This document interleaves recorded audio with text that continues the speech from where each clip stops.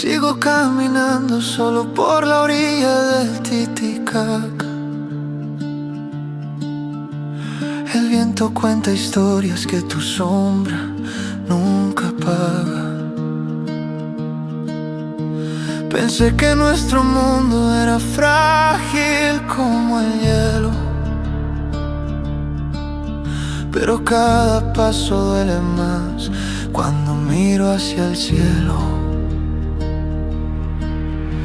Y sé que a veces te perdí sin verlo, y sé que fue mi propio miedo, pero algo en tu voz todavía vive aquí muy dentro. No somos comunes, tú y yo fuimos más, dos estrellas cayendo sin miedo a chocar.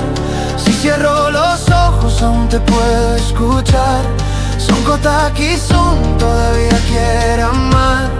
No somos comunes, nunca lo seremos, aunque la distancia no rompa el sueño. Si vuelvo a nacer, si vuelvo a empezar, otra vez contigo quisiera intentar.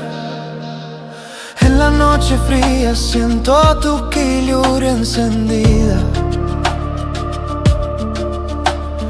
como un faro andino que me guía en esta vida. Guardé tu risa tibia en mi viejo kipi, para no perder tu cauce y cuando todo me dolía. Y sé que lo nuestro fue sincero, y sé que aún guardo tu recuerdo. Si el destino habla hoy, quiero escucharlo sin miedo. No somos comunes, tú y yo fuimos más, dos estrellas cayendo sin miedo a chocar. Si cierro los ojos aún te puedo escuchar. Son Kotaki Sun, todavía quiere amar. No somos comunes, nunca lo seremos, aunque la distancia no rompa el sueño. Si vuelvo a nacer, si vuelvo a empezar, otra vez contigo quisiera intentar. Tal vez fuimos lluvia sobre el altiplano, que llega, transforma y se va temprano.